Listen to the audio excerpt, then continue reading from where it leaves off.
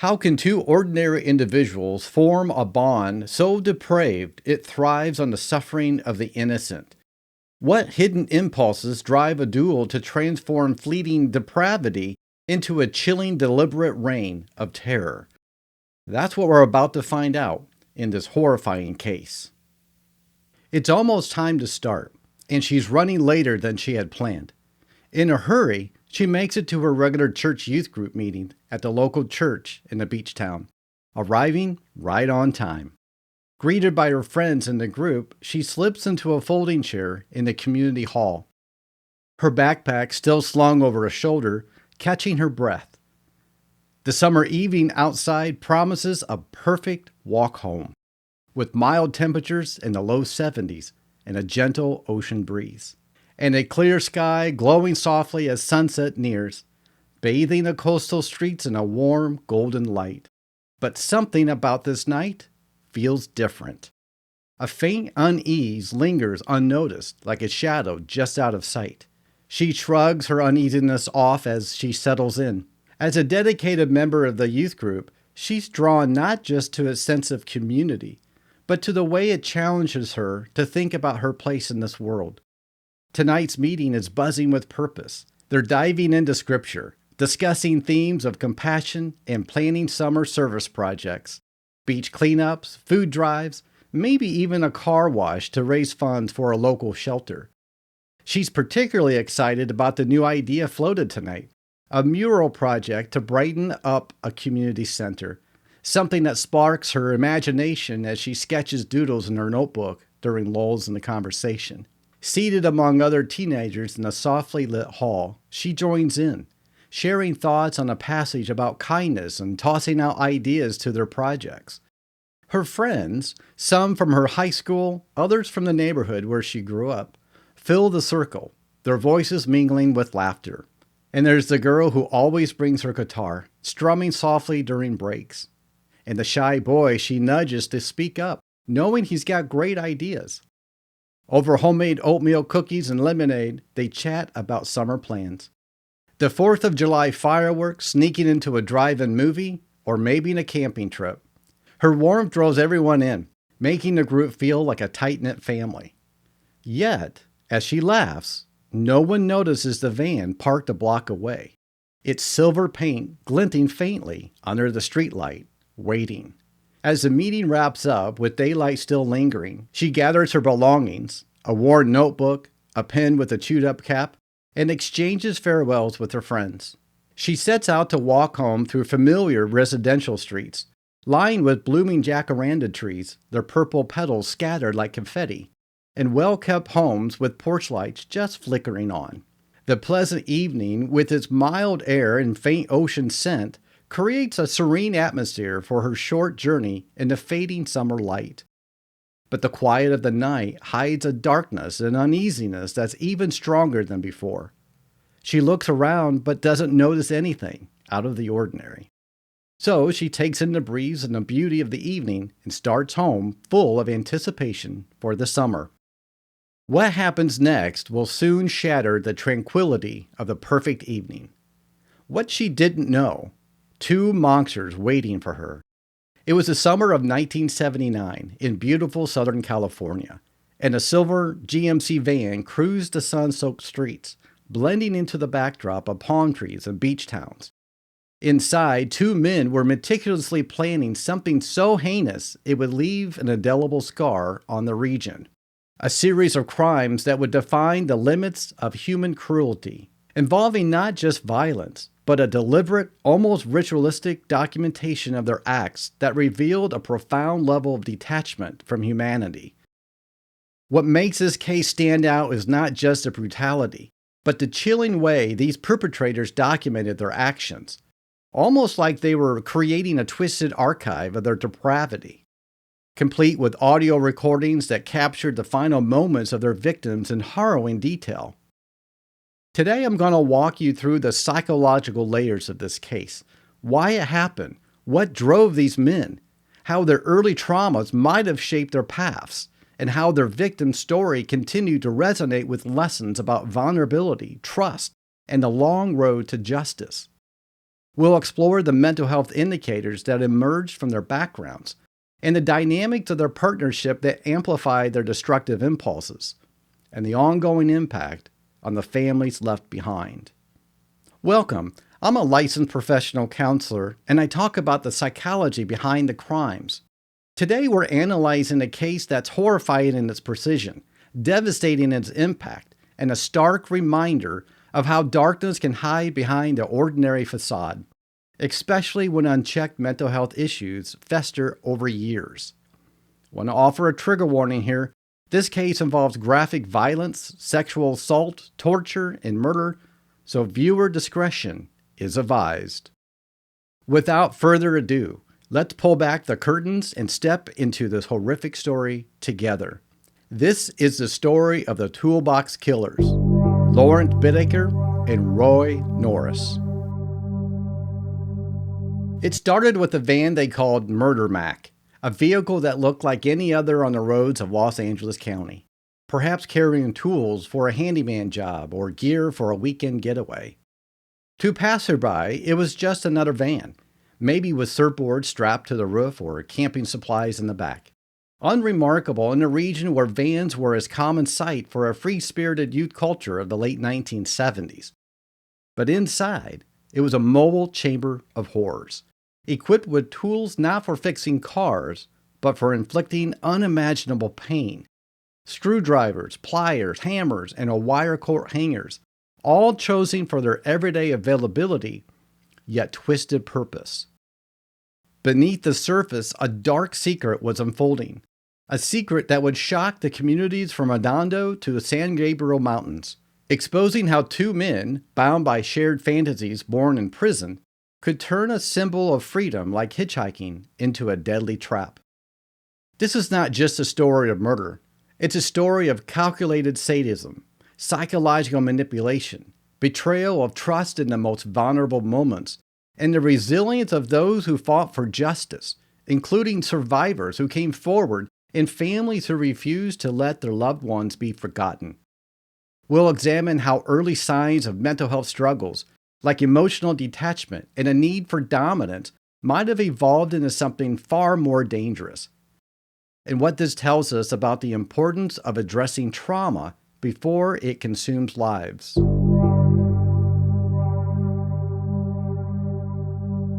Let's start with Lawrence Bittaker, born on September 27, 1940, in Pittsburgh, Pennsylvania. From the very beginning, his life was marked by rejection. His biological mother, who was unmarried at the time, placed him in an orphanage shortly after birth. This early abandonment set a tone of instability that would follow him throughout his childhood. He was eventually adopted by George Bittaker, an aircraft mechanic, and his wife, whose family moved frequently across the United States because of George's job in the aviation industry. They relocated from Pennsylvania to Florida, then Ohio, and finally settled in California when Lawrence was around 12 years old. These constant upheavals meant he never had a stable home or long-term friendships, which can profoundly affect a child's sense of security and attachment. On the surface, young Lawrence seemed like a bright kid with potential. He tested with an IQ of 138, which put him in the gifted range, far above average, and he showed an early interest in mechanics and how things worked. But brilliance doesn't always equate to emotional health. As a preteen, he began exhibiting troubling behaviors. At age 12, he was caught shoplifting, a minor offense that escalated over time. By 16, he had dropped out of high school, feeling disconnected and uninterested in formal education despite his intelligence.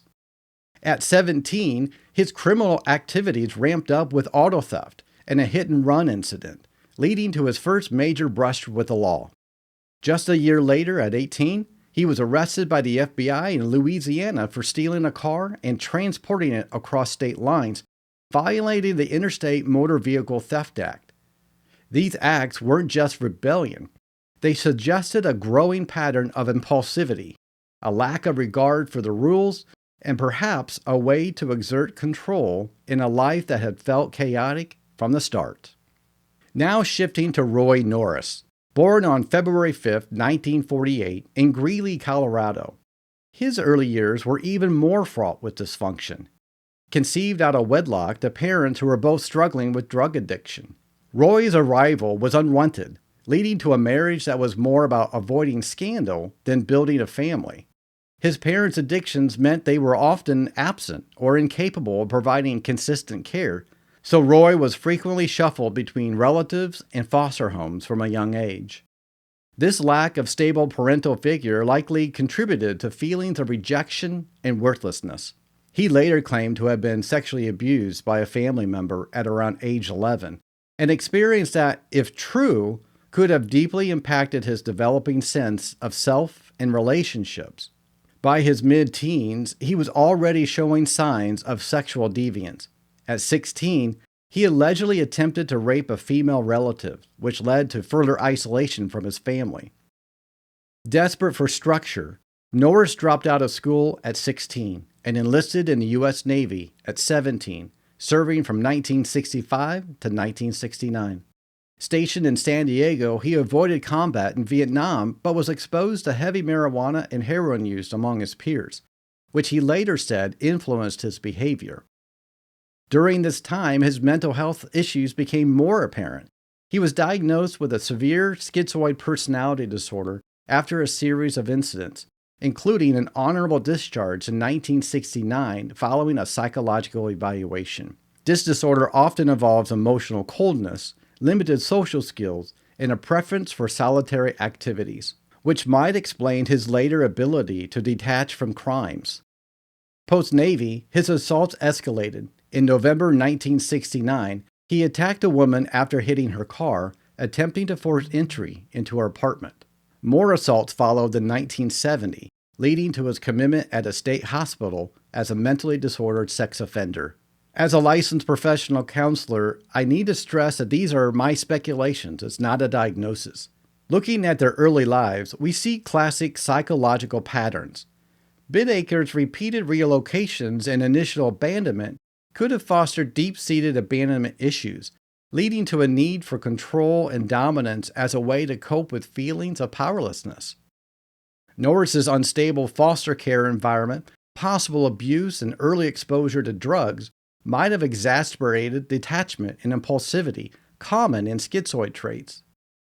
Both showed early signs of what we call conduct disorder, persistent rule-breaking aggression toward others, and a lack of empathy that wasn't addressed through therapy or support systems. Bidaker's high IQ might have allowed him to manipulate situations intellectually, while Norris's military experience could have normalized violence in his mind. These factors, nature like genetic predispositions, nurture through neglectful environments, and a lack of intervention, created a volatile mix that set the stage for their later actions. Without early mental health resources such as counseling for trauma or family therapy, these red flags went unchecked, potentially allowing resentment and fantasies to build over time.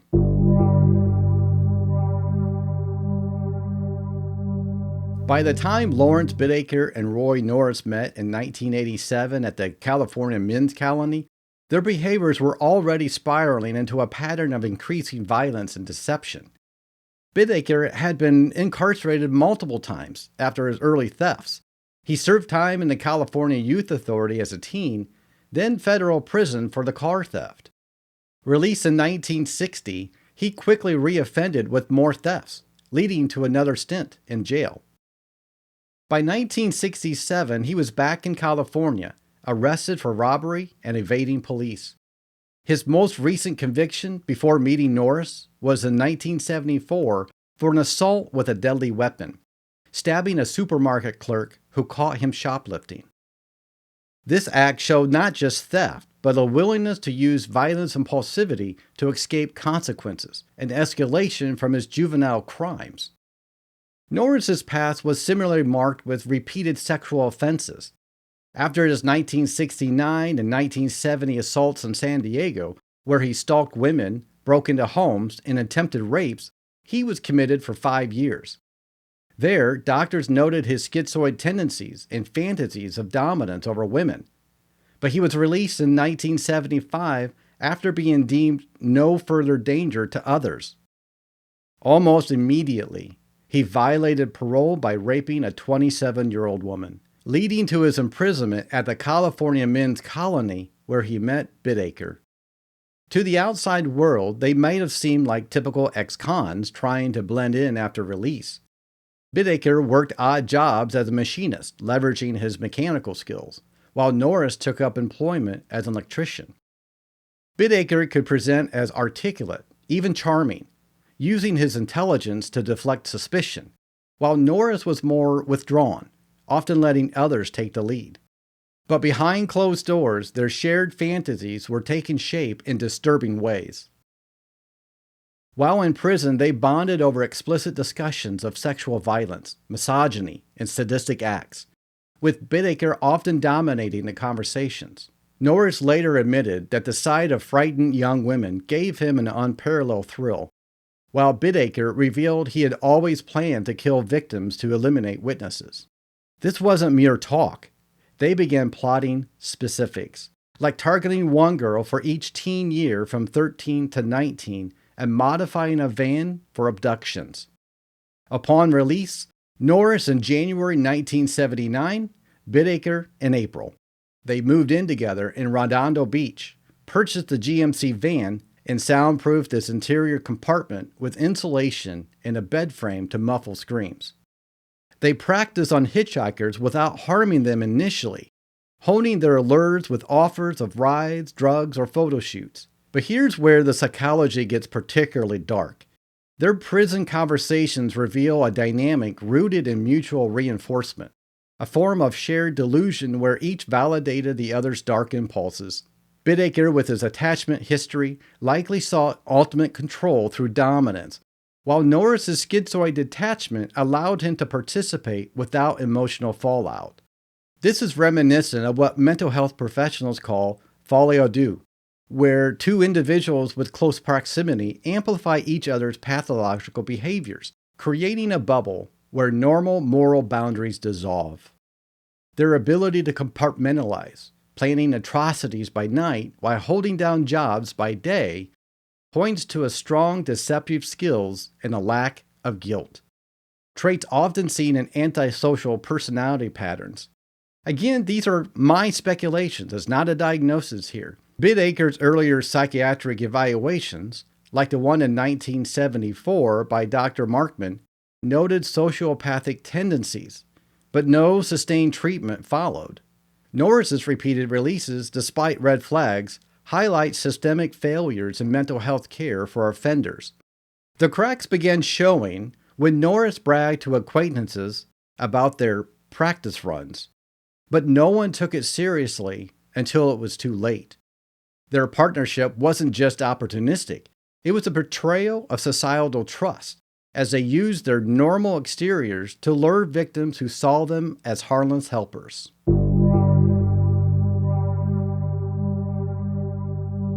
By June 1979, Bittaker and Norris had turned their fantasies into reality, embarking on a 5-month spree that targeted vulnerable teenage girls in Southern California's beach communities. They modified their silver GMC van that they called Murder Mac with a passenger side sliding door for quick abductions, no internal handles to prevent escape, and a toolbox filled with household items turned to instruments of torture. Vice grips, pliers, an ice pick, wire hangers, and a sledgehammer. Their method was chillingly systematic. They cruised areas like the Pacific Coast Highway, targeting hitchhikers or girls at bus stops, luring them with offers of rides to the beach, marijuana, or even modeling opportunities. Once inside, they would overpower the victims with threats or force, drive to remote fire roads in the San Gabriel Mountains, and subject them to hours of rape, torture, and murder, often recording the acts to relive later. Let's honor the victims whose lives were full of promise and whose stories deserve to be told beyond their tragic ends. Cindy Schaefer, 16, was abducted on June 24, 1979, while walking home from a Presbyterian church meeting in Redondo Beach. Cindy was a dedicated student at Mira Costa High School, involved in youth group, and known for her kindness. She had plans to attend college and pursue a career in social work. Andrea Joy Hall, 18, vanished on July 8, 1979, while hitchhiking along the Pacific Coast Highway near Malibu after visiting her boyfriend. Andrea worked as a waitress and was passionate about art, often sketching scenes from her hikes in the mountains. She dreamed of traveling and exhibiting her work. On September 2, 1979, they kidnapped two friends together, Jacqueline Doris Gillum, 15, and Jacqueline Lee Lamp, 13, from a bus stop in Redondo Beach after offering them a ride to the beach pier. Jackie Gillum was a quiet, bookish girl who loved reading mysteries and spending time with her family. Leah Lamp was more outgoing, enjoying bike rides and beach days with friends. Finally, Shirley Lynette Ledford, 16. She was taken on October 31, 1979 on Halloween night while hitchhiking home from her waitress job at a gas station. Shirley was energetic and ambitious, saving money for dance lessons with hopes of performing professionally. She was close to her family and often helped care for her younger siblings. The crimes marked by a level of sadism that's hard to comprehend, involving prolonged sessions where the men took turns inflicting pain with their tools, strangling with wire, stabbing with ice picks, and beating with hammers, while forcing the victims to pose for Polaroid photos. With Shirley Ledford, they recorded a 17-minute audio tape of her torture as they drove through the suburban streets, her pleas and screams interspersed with their taunts, revealing a complete absence of empathy. The community in Los Angeles County was gripped by fear as reports of missing girls mounted, with parents warning their neighbors against hitchhiking, a common practice in the era's laid-back culture. The police initially treated some disappearances as runaways, a systemic oversight rooted in the biases against the young culture, which delayed connections between cases and left families feeling dismissed and powerless. This apathy compounded a psychological toll on survivors and loved ones, fostering a sense of betrayal by authorities meant to protect them.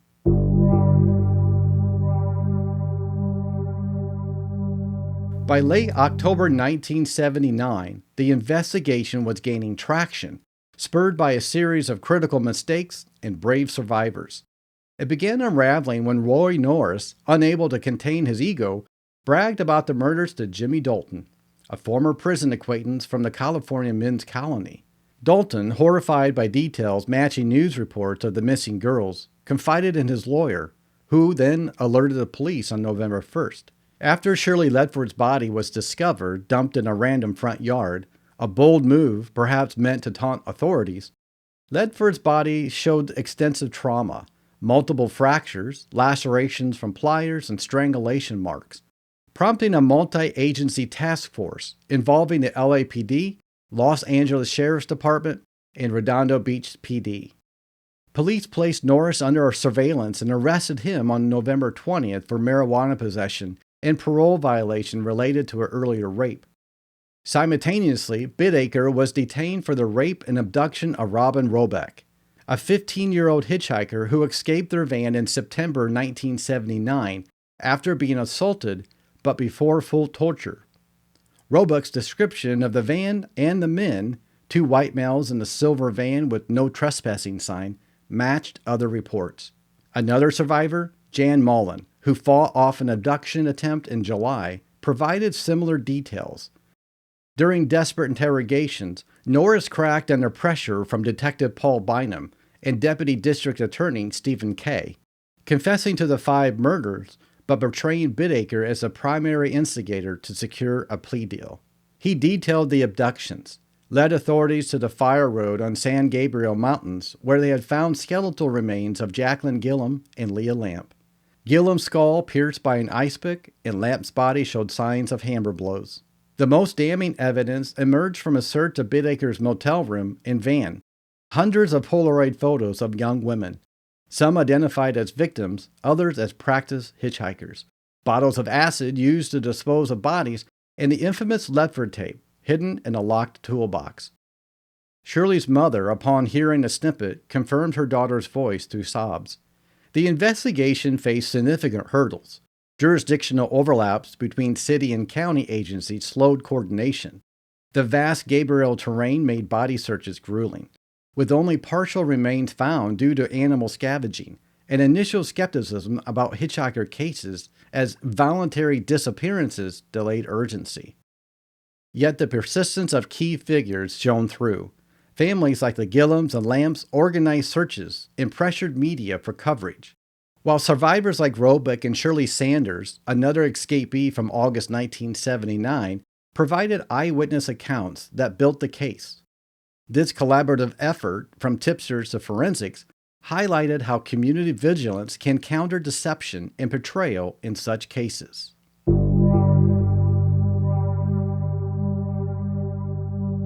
In November 1979, Loris Bittaker and Roy Norris's reign of terror came to an abrupt end. But the psychological scars it left would endure for decades. Norris, leveraging his confession, accepted a plea deal on March 18, 1980, pleading guilty to 5 counts of first-degree murder, 2 counts of rape, and robbery. On May 7, 1980, he was sentenced to 45 years to life, with parole eligibility after 30 years. Bittaker, defiant and unremorseful, pleaded not guilty, forcing a high-profile trial in Los Angeles Superior Court starting January 1981.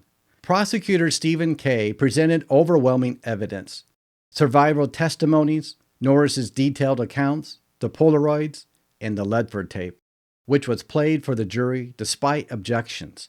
The recording's horror, Shirley's screams, Bittaker's commands like "scream louder," and Norris's laughter, caused some in the courtroom to weep, and haunted by the case. On February 17, 1981, after just 3 days of deliberation, the jury convicted Bittaker on 26 accounts, including 5 murders. He was sentenced to death on March 24, 1981, and transferred to San Quentin's death row. As a licensed professional counselor, I want to highlight the psychological indicators here. Again, these are my speculations, not a diagnosis. Bittaker's behavior throughout, smiling during the tape playback, taunting victims' families in court, as evidenced by his 39 out of 40 score in the horror psychopathy checklist, indicating profound lack of empathy, superficial charm, and grandiosity. For context, the total score range can range from 0 to 40, reflecting how closely the individual matches to prototypical psychopath. A prototypical psychopath would receive a maximum score of 40. In the United States, a score of 30 or higher is the cutoff for a diagnosis of psychopathy. Many non-psychopathic criminals score around 22. His childhood abandonment might have fueled a rage toward women, viewing them as symbols of rejection, while his high IQ enabled elaborate deceptions. Norris, with his schizoid diagnosis, displayed more passive involvement but equal complicity. His claims of being under Bittaker's influence point to dependency issues from his foster care instability, possibly a betrayal of his own moral compass for belonging. Their dynamic involved mutual betrayal, too. Norris turning state's witness to save himself, fracturing their pact. Both exhibited mental health red flags, like disassociation during acts and post-crime rationalization, potentially rooted in untreated trauma, but this never excuses the harm inflicted. The aftermath rippled through Los Angeles County, prompting changes in how missing person cases, especially involving hitchhikers, were handled. Police adopted quicker response protocols and increased patrols in high-risk areas. The case exposed broader issues like inadequate mental health screenings for parolees and societal stigma around reporting assaults. Families found mixed closure. The Gillums and Lamps held memorials after remains were identified, but the Schaefers and the Hulls enduring ongoing pain, as Cindy and Andrea's bodies remained missing. Despite Bittaker's 2010's map provided to criminologist Laura Brand during her 40-plus hours of interviews for the 2021 documentary The Toolbox Killer, Brand noted Bittaker's manipulative glee in withholding details, a final act of control. Bittaker died of natural causes on December 13, 2019, at age 79, never expressing remorse. Norris followed on February 24, 2020, at 72, also from natural causes. Advances in DNA and forensic analysis have spurred renewed searches as recently as 2023, but no breakthroughs yet. Victims' families have channeled grief into advocacy. Shirley Ledford's siblings support survivor groups, while the Gillum family funds scholarships for at-risk youth. Today, many report finding peace through therapy and community, though the betrayal of trust in everyday encounters lingers, reminding us resilience amid profound loss.